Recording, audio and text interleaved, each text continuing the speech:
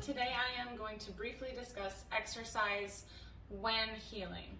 So when I was 69 pounds, I did not do any heavy lifting. When I was setting out to really heal, I had to put exercise on the back burner. Exercise has always been like therapy to me, and I did use it even during my worst times, and it wasn't always serving me well.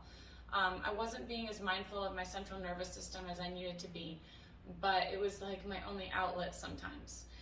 Even when I was in the emergency room at 69 pounds, when they told me I had to be hooked up to a feeding tube and remove my colon, I was literally doing body weight squats. And the doctor actually walked in on me doing that. She's like, "You're not helping yourself." And I stopped after that because I really felt God saying, "Yeah, you're not helping yourself." And in that same day is when I surrendered everything, including the ketogenic diet and my desire for control. And that really was a catalyst for my healing, was being able to surrender even those things that were my coping mechanisms and coping methods. And I really put God first and above it all. So that's a little bit of background.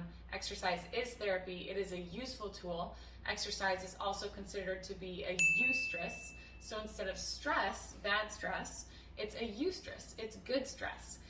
Putting stress on the body helps it to become more resilient to bad stress. It makes us stronger. So when I did it right and was healing and did it the right way, I started with just breathing and Pilates. So this was literally just breathing in, breathing out, doing some stretches. It was like a 10-minute routine, and I'm still doing that routine when I wake up in the morning.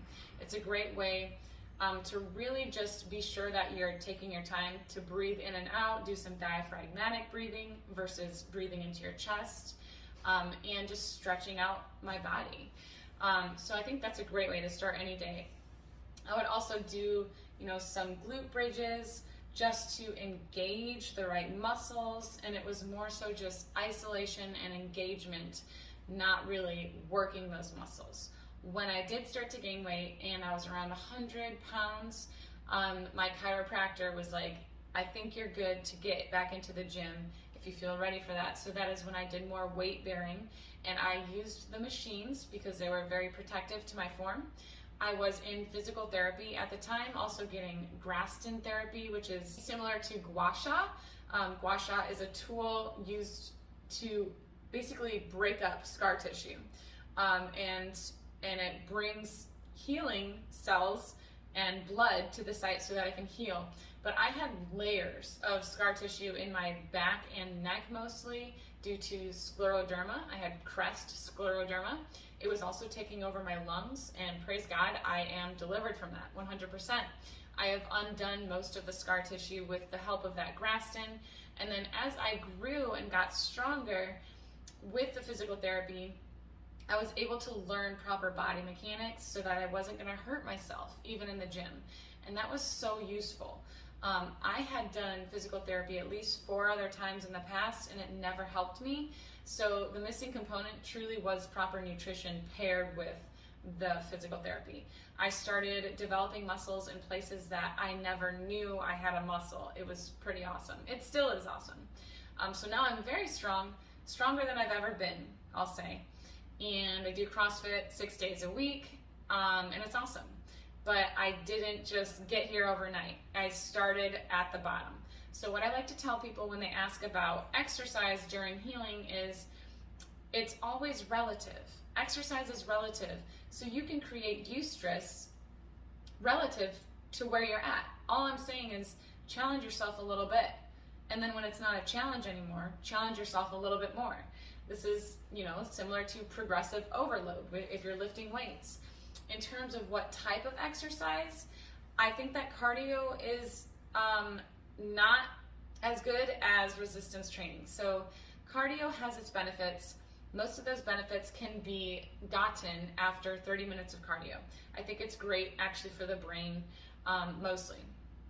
Other than that, cardio is, our body adapts to it much more than resistance training. So when we adapt to it, that means that our body gets used to it, and then we need more and more and more for any type of effect. And it can also raise cortisol. If you're overdoing the cardio, it can definitely raise your cortisol, which is something you don't want ever, but especially when you're healing, tonifying your central nervous system, healing your hormones. So that is why I would always put an emphasis on resistance training. Now, if you're doing cardio for enjoyment, like going for long walks, I get it. I did the same thing, but still, please be mindful of overdoing it. I know that it feels good in the moment, but it can really, really, truly raise your cortisol, and it did that to me. And it could set you back in your healing of the hormones in the central nervous system. So when you do resistance, make sure that you're getting proper form. I think that it's worth it to work with a physical therapist if you can, if you have the opportunity. If not, just start slow. You can use resistance bands, light weights. I used to just walk around with a backpack loaded with frozen meat, do some body weight squats with that. Compound movements are huge. If I only had 20 minutes to do a workout, I would do reverse deadlift, RDL, squat, maybe some glute bridge, lunges. These are just some basic compound lifts that really get your whole body working, and you should be engaging your core. So we don't need to overdo it. It's all about being relative to where you're at. And the benefits of resistance training are that it creates hormesis. It creates that eustress. It supports insulin sensitivity. Muscles are calorie absorbers. So the more muscle that you have, the more you can eat without gaining weight.